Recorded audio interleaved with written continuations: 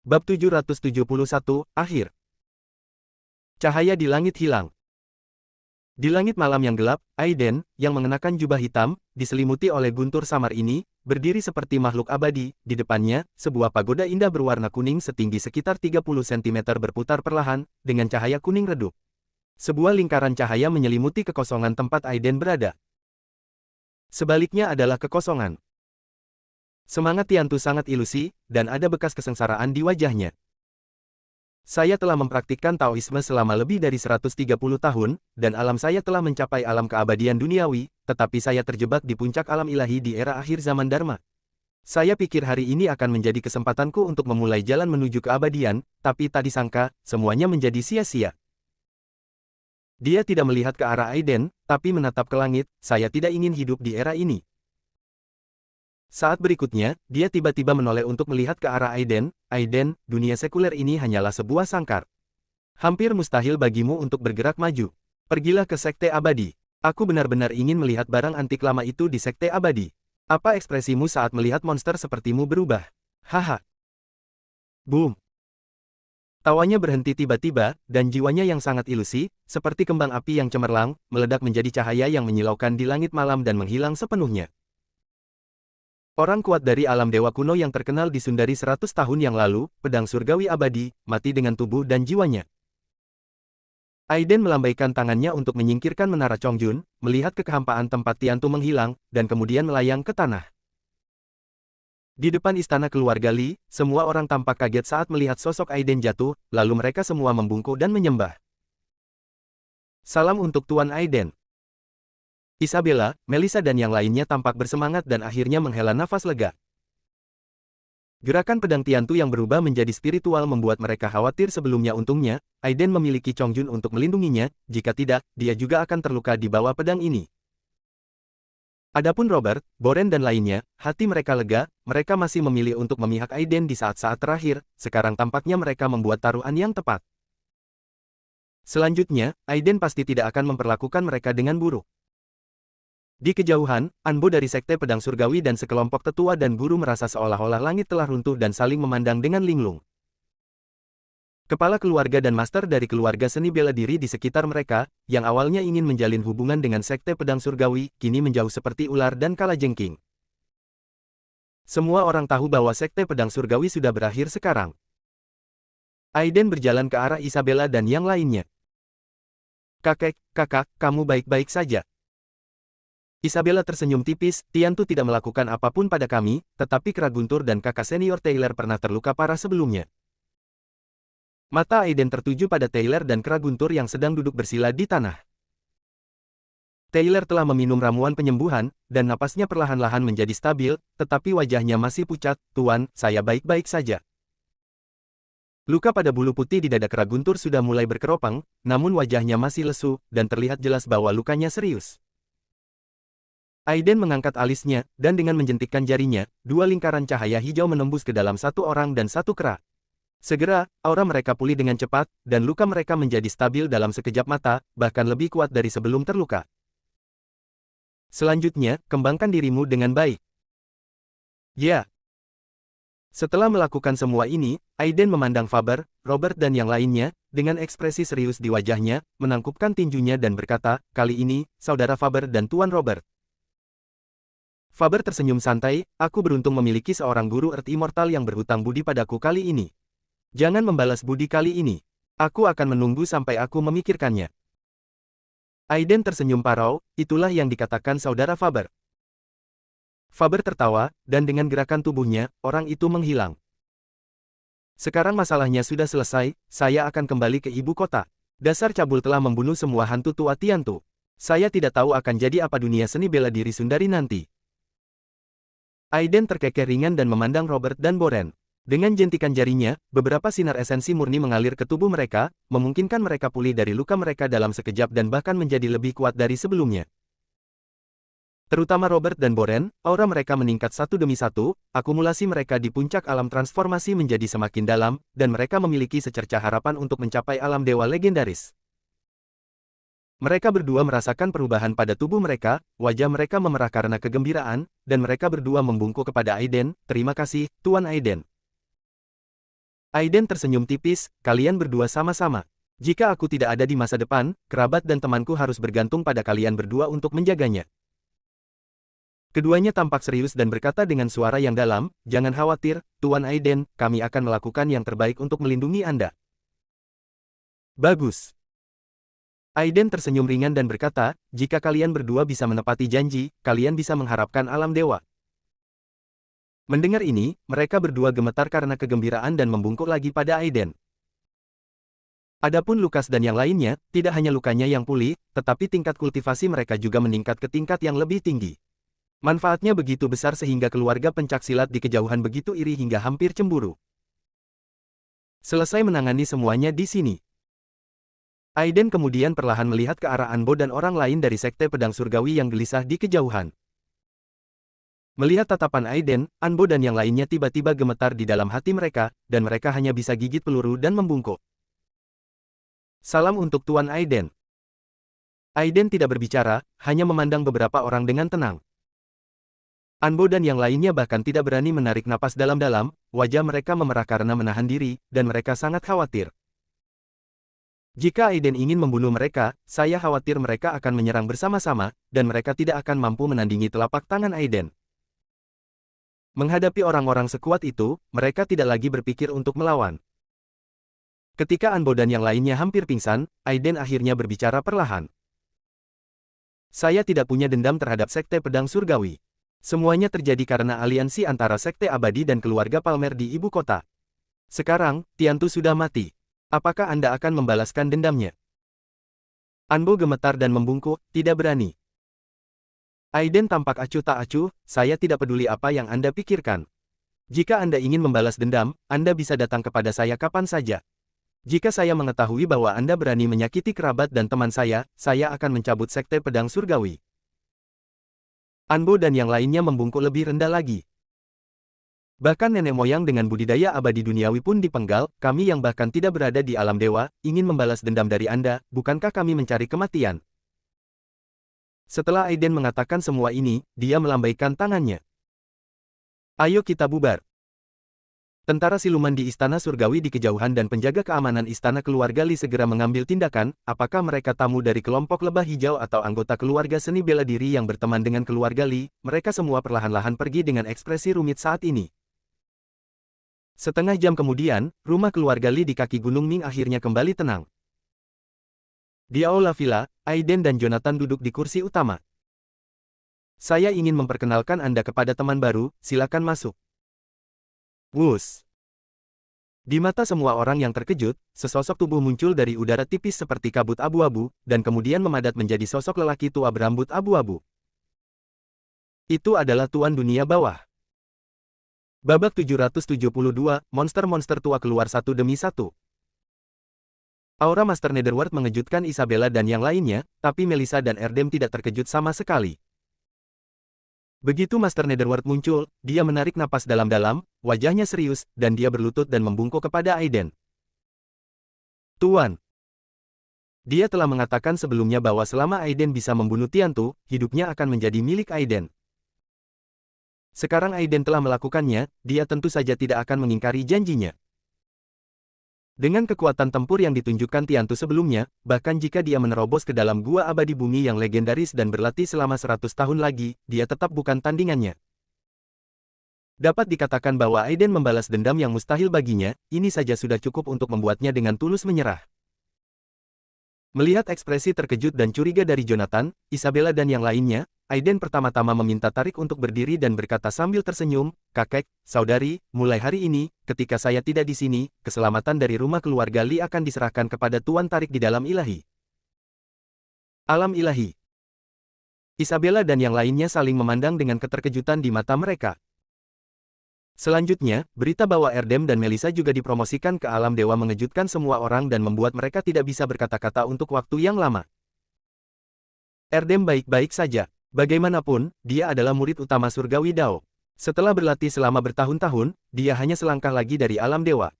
Sekarang, normal baginya untuk dipromosikan ke alam dewa. Namun, promosi Melissa ke alam dewa sungguh luar biasa. Jika mereka ingat dengan benar, sebelum Melissa dan Aiden pergi ke Jepang, mereka hanya berada di tahap tengah alam transformasi. Dalam waktu kurang dari sebulan, mereka dipromosikan ke alam ilahi.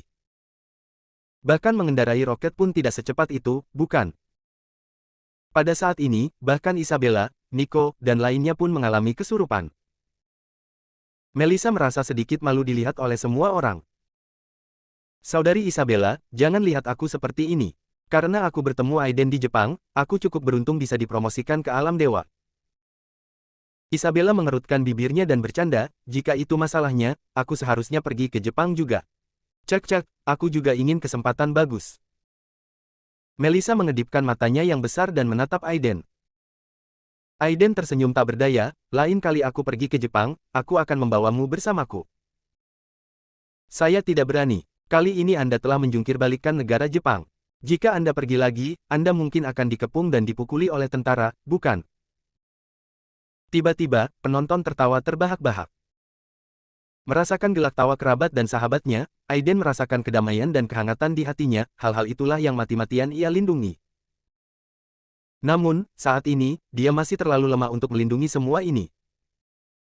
Tidak peduli makhluk abadi duniawi dari Sekte Abadi Timur atau orang suci legendaris dari Barat, mereka dapat mengancamnya. Sekarang, tujuan utamanya adalah menyelesaikan pembangunan fondasi jalan tersebut secepat mungkin. Dengan cara ini, dia dapat merajalela tanpa rasa takut bahkan jika dia memasuki Sekte Abadi dan Pulau Abadi di luar negeri. Menurut penanggalan Tionghoa, tanggal 30 Januari tahun 2019, masih ada 6 hari sebelum festival musim semi. Pada hari ini, terjadi sesuatu yang mengejutkan dunia spiritual Sundari dan bahkan dunia. 100 tahun yang lalu, orang kuat kuno Sundari, nenek moyang Sekte Pedang Surgawi, Tiantu Sword Immortal, dipenggal oleh Aiden di bawah Gunung Mingshan di kota Jinling. Begitu berita itu keluar, berita itu melanda seluruh dunia seni bela diri seperti badai. Keluarga seni bela diri di Sundari, serta sekte besar yang tersembunyi, semuanya tetap diam. Terutama keluarga dan kekuatan yang telah mendengar bahwa Aiden terlibat dalam krisis Jepang dan siap mengambil tindakan, terdiam sesaat dan benar-benar ketakutan hingga terdiam. Namun, berita kehancuran Sekte Swansea tidak menimbulkan gangguan apapun, dibandingkan dengan berita kematian Tiantu, kehancuran Sekte Swansea tidak layak untuk disebutkan. Hal pertama yang dilakukan Anbo dan yang lainnya ketika mereka kembali ke gerbang gunung adalah mengumumkan penutupan gunung tersebut selama 100 tahun. Kekuatan utama juga mengungkapkan pemahaman mereka tentang pilihan Sekte Pedang Surgawi. Semua orang kuat di alam ilahi Sekte Pedang Surgawi telah jatuh. Musuh rahasia mereka tidak akan melepaskan kesempatan untuk menambah penghinaan terhadap luka. Kali ini mereka mengambil inisiatif untuk menyegel gunung, yang dapat mengurangi beberapa kerugian. Pada hari ini, lonceng Gunung Longhu berbunyi 9 kali, dan guru surgawi, yang telah mengasingkan diri selama beberapa dekade, keluar secara langsung dari pengasingan. Jauh di dalam pegunungan perbatasan Miao di selatan, sepertinya ada naga dan ular yang bernyanyi bersama, seseorang melihat seorang lelaki tua berbaju putih berjalan di atas naga itu. Di tanah Mobei, di kuil kuno yang tidak diketahui, langit dipenuhi dengan cahaya Buddha. Seorang biksu terkemuka kurus berjalan di bulan dan keluar dari pengasingan, ditemani teratai emas di mana-mana. Di pedalaman Zhongzhou, di Gunung Wudang, seorang lelaki tua berjubah Tao Yin yang berdiri di atas derek dan muncul di hadapan para turis di gunung depan. Di tepian Laut Cina Timur, beberapa orang mengaku pernah melihat komodo datang dan pergi. Di ujung barat, sebagian orang menyebutnya Gunung Peri Kunlun, ada makhluk abadi yang menunggangi sapi jantan dan berjalan di antara awan, seperti makhluk abadi 9 hari. Tanggal 2 Februari. Beijing Istana Surgawi. Ini kekacauan, semuanya kekacauan. Gunung Kunlun, seni bela diri kuno, kinceng kuno, dan bahkan barang antik kuno dari daerah kutub semuanya keluar. Orang-orang tua ini belum mati. Sekarang dunia seni bela diri Sundari akan berubah total. Di halaman kecil, Ragnar, yang selalu bertingkah seperti tuan yang tenang, memasang wajah sedih. Dia melihat tumpukan laporan rahasia di atas meja dan mengertakkan gigi dan berkata, "Sialan." Sejak Aiden lahir, dunia seni bela diri Sundari yang telah stabil selama bertahun-tahun.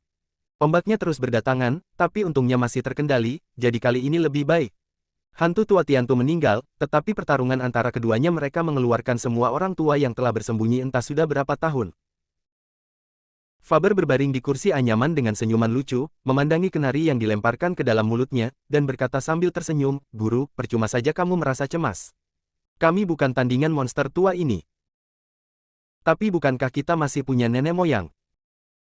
Dia tersenyum misterius dan berkata, untuk menghadapi monster tua itu harus mengambil tindakan.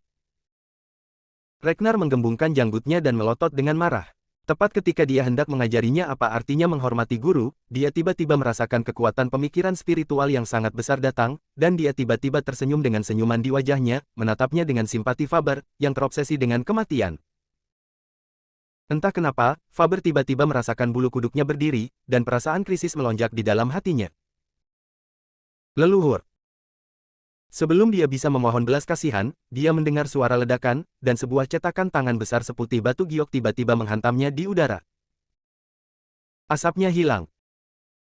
Kursi anyaman itu pecah, dan muncullah bekas tangan yang jelas di tanah. Di tengah-tengah bekas tangan itu terdapat lubang besar berbentuk manusia. Ragnar mengabaikan Faber dan membungkuk ke langit, selamat datang guru keluar dari pengasingan. Master pedang tersembunyi melambaikan tangannya, mengerutkan kening dan bertanya, Tiantu, apakah dia sudah mati? Ragnar mengangguk, jiwa hancur, dan tubuh memang mati. Kilatan fluktuasi melintas di mata lama master pedang tersembunyi, dan kemudian menghilang, memandang jauh ke langit. Bersiaplah dan undang sesama penganut Tao Aiden untuk datang. Saya ingin bertemu langsung dengannya. Bab 773, Badai sedang meningkat. Wajah Ragnar sedikit mengembun, dan dia tersenyum pahit dan berkata, Tuan, Anda tidak tahu karakter Tuan Aiden. Jika tidak ada alasan yang sah, meskipun saya mengundangnya secara pribadi, dia mungkin tidak akan memperhatikan. Master pedang tersembunyi tersenyum tipis, menjentikkan jarinya, dan jimat pedang hitam terbang ke tangan Ragnar. Beri dia jimat pedang ini, dan dia akan datang ke ibu kota. Saat Ragnar melihat jimat pedang hitam itu, pupil matanya tiba-tiba menyusut, tanpa berkata apa-apa lagi, dia membungkuk dan berkata dengan suara yang dalam, ya. Di saat yang sama, dunia seni bela diri di Sundari dikejutkan.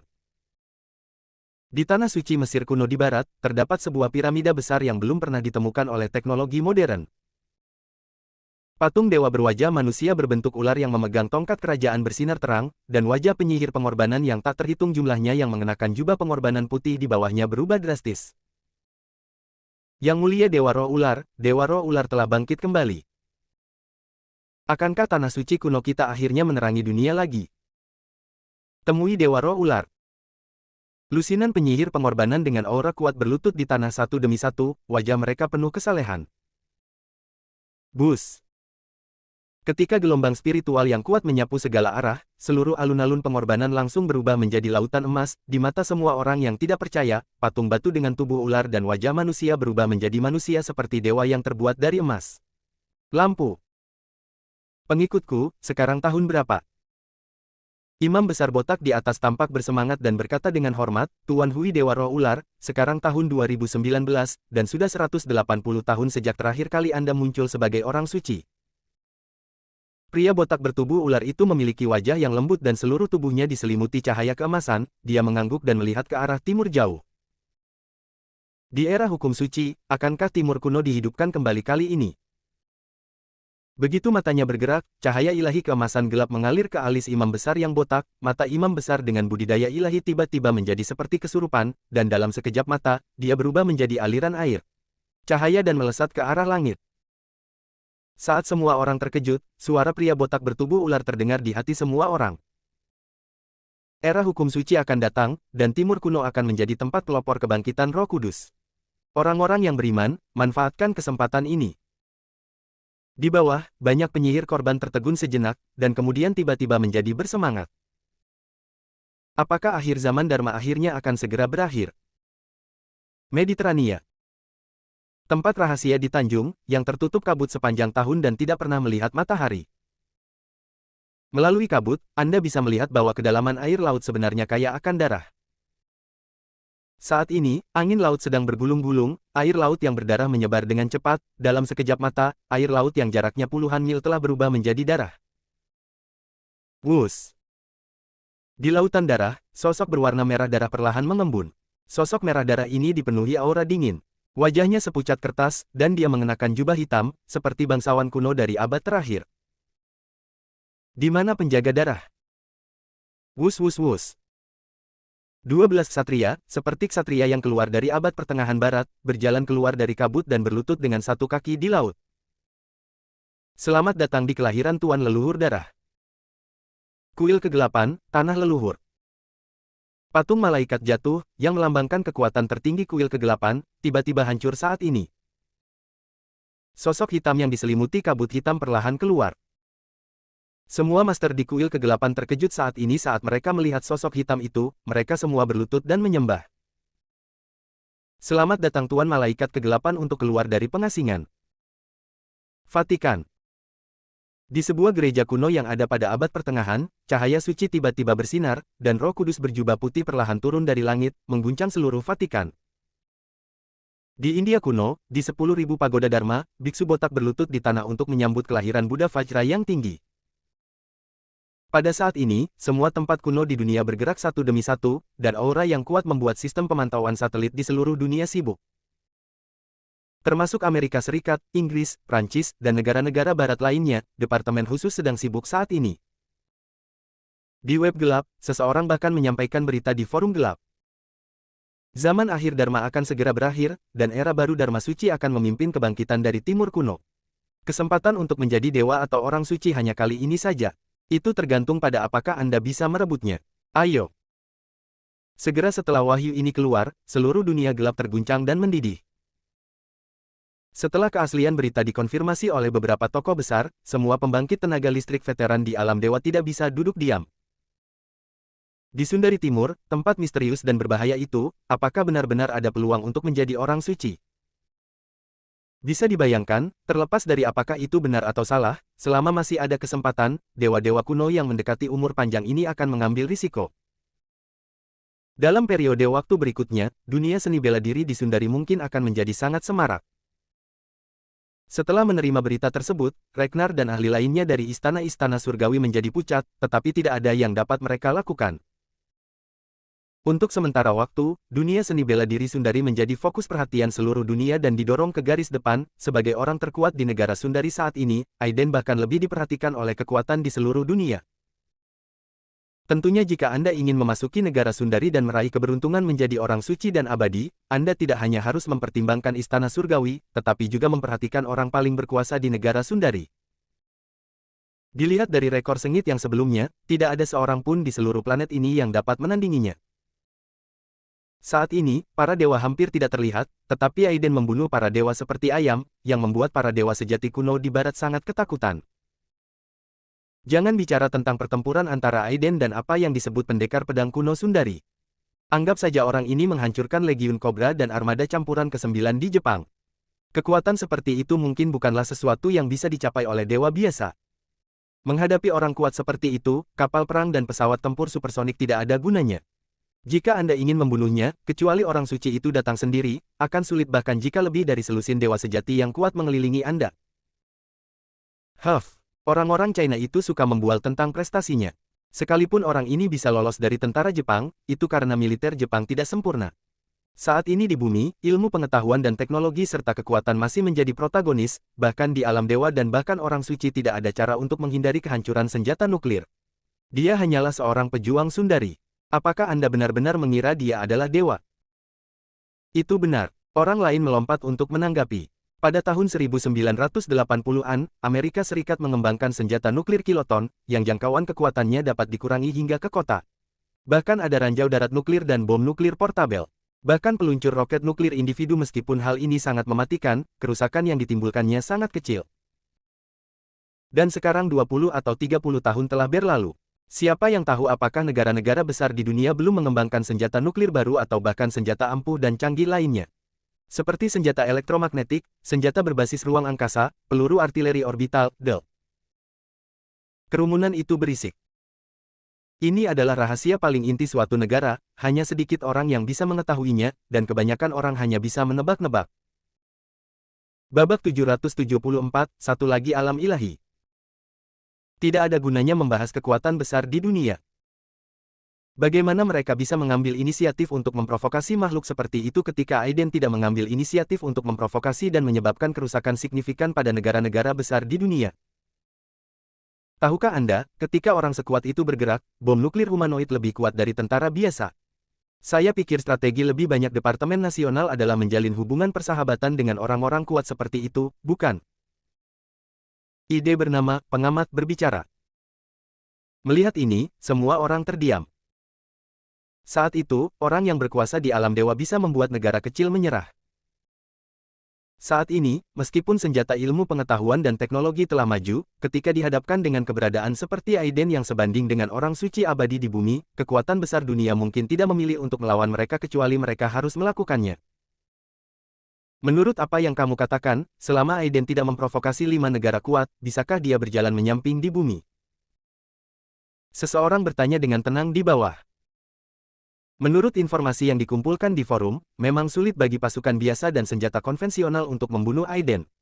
Terlebih lagi, menilai dari informasi pertarungannya dengan pedang abadi timur kuno, orang kuat timur yang misterius ini kekuatanku mungkin sebanding seperti para Saint dari barat dan dewa dari timur.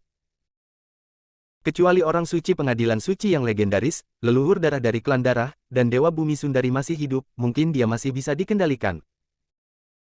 Kalau tidak, orang ini akan menjadi orang paling berkuasa di dunia. Tepat ketika dunia latihan seni bela diri dijungkir balikkan oleh pertempuran antara Aiden dan Tiantu, Aiden bersembunyi di puncak Gunung Ming, tidak dapat melarikan diri. Sekarang, seluruh Li Family Manor telah diselimuti oleh formasi tak kasat mata. Aiden menyempurnakan kembali kristal guntur cahaya ungu yang dia peroleh di Pulau Tanah, dan kemudian mengukirnya ke dalam inti kota, secara langsung meningkatkan formasi pelindung gunung ke tingkat yang lebih besar.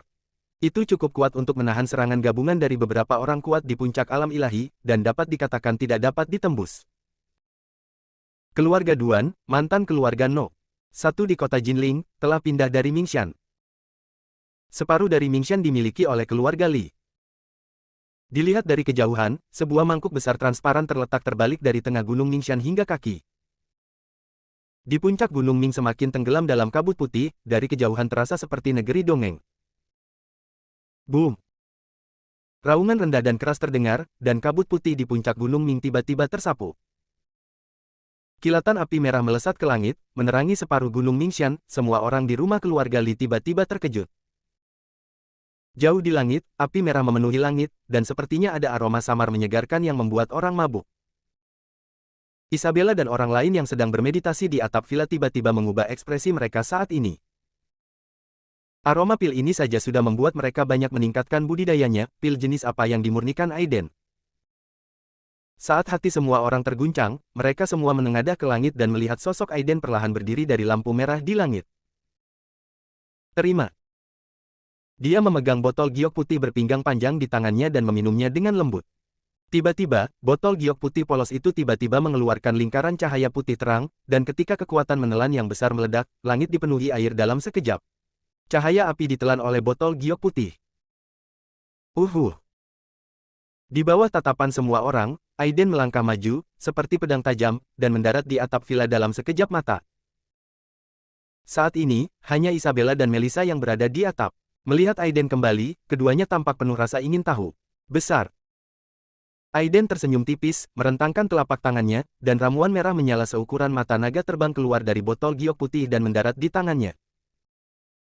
Obat mujarab ini sangat jernih, dan tampak seperti nyala api yang menyala di dalamnya. Ini. Melissa dan Isabella membelalakkan mata mereka. Ini adalah ramuan api merah. Saya mengumpulkan kalsedon dari jantung bumi di Jepang dan memurnikannya dengan ramuan berumur 3000 tahun. Ini adalah ramuan kelas atas. Ia memiliki khasiat obat ringan dan efek yang sangat murni. Jika di bumi, jika ahli transformasi dapat memperolehnya, dia dapat langsung memasuki alam dewa dengan meminum satu pil tanpa masalah di masa depan. Jawab Aiden. Apa? Keduanya tenang. Bahkan Melissa pun terkejut saat ini. Dia telah membuat semua orang iri ketika dia melihat pil yang dapat membantu orang memasuki alam keabadian di tangan Immortal Tonggua, dan pil tersebut memiliki kekurangan. Sekarang Aiden benar-benar telah menyempurnakan pil yang memungkinkan orang memasuki alam ilahi, bagaimana ini tidak mengejutkan? Bagaimana mungkin mereka tidak memahami apa yang dimaksud dengan alam ilahi? Itu adalah eksistensi yang menguasai satu negara dan satu wilayah, dan hanya ada sedikit orang di setiap benua. Meskipun Aiden berada di alam dewa pembunuh seperti memotong sayuran dan melon, hanya ada satu penjahat seperti Aiden di seluruh bumi. Aiden menatap mereka berdua dan berkata dengan sungguh-sungguh. Saya baru menyempurnakan 3 ramuan api merah ini, dan saya masih sangat berguna untuk sisa kalsedon inti bumi. Jadi, kita harus menggunakan ketiga pil ini dengan hati-hati. Setelah mengatakan itu, dia melihat ke arah Isabella, kakak, minumlah pil pertama ini. Kakak, meskipun kamu sudah lama tidak berlatih, fondasimu agak lemah. Meskipun kamu tidak dapat menerobos ke alam dewa setelah meminumnya, itu masih bisa mengolahmu. Dorong ke tahap akhir transformasi. Sebagian besar kekuatan obat yang tersisa akan disimpan di tubuh Anda, memungkinkan Anda untuk berlatih di masa depan dan mendapatkan hasil 2 kali lipat dengan setengah usaha. Jika Anda pergi dengan cepat, kamu dapat memasuki alam dewa dalam 1 hingga 2 tahun. Tidak, Aiden, ramuan ini terlalu berharga. Serahkan saja pada kakek dan Tuan Taylor. Saya tidak memiliki cukup kultivasi sekarang. Aiden berkata dengan wajah serius, Kak, fondasi kakekku sekarang terlalu lemah dan tidak cocok untuk dikonsumsi. Jangan khawatir, aku masih bisa memperbaikinya ketika aku mendapatkan ramuannya di masa depan. Adapun Taylor dan yang lainnya, saya punya pengaturan sendiri. Anda harus meminum pil pertama ini. Melihat tingkah Aiden, Isabella berhenti menunda dan menelan ramuan itu langsung di bawah perlindungan Aiden. Setengah jam kemudian, aura Isabella mendekati tahap akhir transformasi, dan kecepatannya seperti roket, bahkan lebih cepat dari Aiden. Segera setelah itu, Aiden memberikan pil lagi kepada Melissa untuk mengkonsolidasikan budidayanya. Aiden mengerutkan kening dan berpikir sejenak tentang pil terakhir sebelum memutuskan untuk memberikannya kepada Taylor. Di antara ketiga murid, Taylor adalah yang tertua, dan kualifikasinya agak lebih rendah dibandingkan Stephen dan Nico, batas atasnya jelas. Obat mujarab ini memungkinkan dia menerobos ke alam dewa lebih awal, dan juga dapat menciptakan lebih banyak peluang baginya. Setengah hari kemudian, di puncak Gunung Ming, awan gelap besar tiba-tiba melonjak, ketika guntur dan kilat menyambar, itu seperti celah, dan sejumlah besar vitalitas langit dan bumi melonjak masuk. Namun di balik kedok formasi, semua ini tidak menimbulkan pergerakan apapun. Hanya setengah jam kemudian, sebuah kanopi terbentang dan ditutupi oleh sebuah tangan besar. Erdem, Nico dan yang lainnya dalam pengasingan semuanya mengerutkan kening, merasa aneh di hati mereka, tetapi tidak terlalu memikirkannya. Tidak ada yang menyangka bahwa pada hari ini, Aiden sekali lagi akan memiliki master tingkat dewa di bawah komandonya. Bab 775, tidak ada yang menjawab. Tanggal 5 Februari malam tahun baru. Kota Jinling dihiasi dengan lampu dan dekorasi warna-warni, penuh dengan suasana festival musim semi. Manor keluarga Li di Gunung Ming juga menjadi ramai.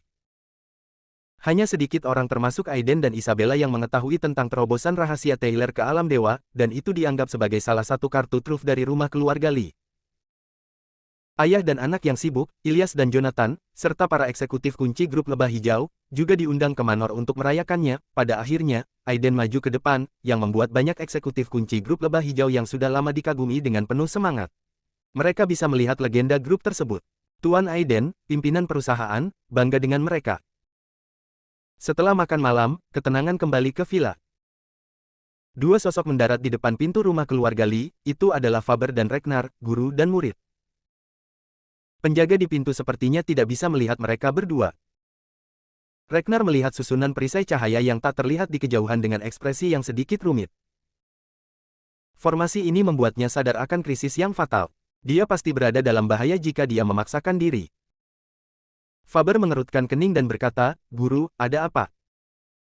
Sebelum Ragnar dapat berbicara, dia melihat riak tiba-tiba muncul di kehampaan di depannya. Sesosok muncul begitu saja, itu adalah Erdem. Saya telah bertemu dengan saudara Faber, saya telah bertemu dengan senior Ragnar. Ragnar menatap Erdem dengan sedikit terkejut, apakah murid utama surgawi Dao ini berencana untuk tinggal di keluarga Li? Kalian berdua, ikutlah denganku, Tuan Aiden sudah menunggu kalian berdua. Aiden tahu kita akan datang. Faber mengerutkan kening, lalu merasa lega. Dengan kekuatan kemauan spiritual Aiden, teknik yang digunakan oleh mereka berdua untuk menyembunyikan aura mereka tidak mampu menahan deteksinya, saya takut teknik itu akan ditemukan olehnya segera setelah mereka tiba. Mata Ragnar bergerak sedikit, dan dia mengangguk dan berkata, terima kasih. Kemudian ketiga sosok itu menghilang di depan gerbang manor seperti asap biru. Dari awal hingga akhir, para prajurit penjaga di gerbang manor tidak dapat menemukan jejak ketiga orang tersebut. Setelah beberapa saat, di ruang penerima tamu, Aiden secara pribadi pergi ke pintu untuk menyambut mereka berdua. Setelah memberi salam, mereka bertiga duduk. Erdem dan yang lainnya mundur. Saya ingin tahu apa yang datang dari Saudara Faber dan Tuan Ragnar yang begitu jauh. Aiden langsung ke pokok persoalan sambil tersenyum dan berkata, Saudara Faber dan Istana Surgawi telah membantu saya berkali-kali. Jika kalian memerlukan bantuan apapun, kalian berdua bisa bertanya saja. Ragnar tidak banyak bicara dan langsung berkata, sebenarnya saya datang ke sini kali ini karena saya dipercaya oleh guru untuk memberikan ini kepada Anda secara pribadi. Sambil berbicara, dia mengeluarkan jimat pedang hitam yang diberikan leluhurnya sebelumnya dan menyerahkannya kepada Aiden. Aiden memegang jimat pedang dan melihatnya dengan cermat. Bahannya berkualitas baik dan energi spiritualnya bersirkulasi, dapat dikatakan sebagai senjata sakti kecil, namun tidak terlalu banyak khasiat magisnya. Sementara Aiden mengerutkan kening, pikiran spiritualnya keluar dari sela-sela alisnya, dan langsung mengalir ke jimat pedang hitam. Hitam. Bus. Suara mendengung di tingkat spiritual terdengar, dan sebuah lembah besar muncul di benak Aiden. Lembah itu tertutup kabut, dan ada sebuah tablet batu kuno dan tinggi dengan beberapa karakter segel kuno tertulis di atasnya. Naik ke Sekte Abadi. Wus. Ilusi itu menghilang, dan suara master pedang tersembunyi terdengar di hati Aiden. Rekan Daois Aiden, Sekte Abadi Kunsu akan terwujud dalam 10 hari. Ini adalah satu-satunya kesempatan untuk memasuki dunia Sekte Abadi dalam 100 tahun terakhir. Jika Anda tertarik, teman Daois Aiden, saya akan menunggu Anda di Istana Surgawi di ibu kota. Ekspresi Aiden berubah. Sekte Abadi Kunsu. Mungkinkah ini pintu gerbang antara Sekte Abadi dan dunia luar? Bagaimana Master Pedang tersembunyi mengetahui rahasia seperti itu? Dan mengapa dia mengatakannya pada dirinya sendiri? Saat berikutnya, Aiden menekan semua pikirannya. Tidak peduli apa, ini adalah hal yang baik. Sekte Abadi harus melaluinya. Saat ini, tidak ada pembuluh darah spiritual rumah abadi di bumi, yang cukup untuk menyelesaikan pembangunan fondasi jalan tersebut. Kali ini, mari selesaikan pembangunan fondasi di Sekte Abadi. Jika Master Pedang tersembunyi punya rencana, bunuh saja dia dengan satu pedang. Memikirkan hal ini, Aiden tersenyum tipis dan menatap Ragnar. Tolong kembali ke Guru Ragnar dan beritahu senior pedang tersembunyi bahwa saya pasti akan tiba di ibu kota dalam 3 hari. Ragnar mengangguk, berdiri dan mengepalkan tinjunya, berkata, dalam hal ini, tuan dan murid, saya tidak akan mengganggumu lagi. Aiden berdiri untuk mengantarnya pergi. Ketika dia sampai di pintu, Ragnar tiba-tiba berhenti dan berkata, ada sesuatu yang menurut saya perlu diingatkan kepada rekan Daois Aiden. Dewa Dukun tua Burma yang dibunuh sebelumnya belum sepenuhnya mati. Istana Surgawi kami menerima kabar bahwa monster tua ini telah menyelinap ke Sundari, dan motifnya untuk sementara tidak diketahui. Ragnar berkata dengan suara yang dalam, saya tidak tahu siapa yang sekarang pemulihan energi spiritual akan dimulai di negara kita, Sundari. Sekarang semua monster tua siap untuk bergerak, dan Istana Surgawi kita memiliki terlalu banyak hal untuk dilakukan mengurus dirinya sendiri, jadi hanya ini yang bisa kita lakukan. Mata Aiden bergerak sedikit, lalu dia menangkupkan tinjunya dan berkata, sudah cukup. Terima kasih Guru Ragnar. Monster tua ini hanya beberapa dekade lebih muda dari tuanku dan Tiantu. Dia juga seorang barang antik tua yang terkenal di dunia. Metodenya tidak terduga. Rekan Daois Aiden telah membuat permusuhan besar dengannya.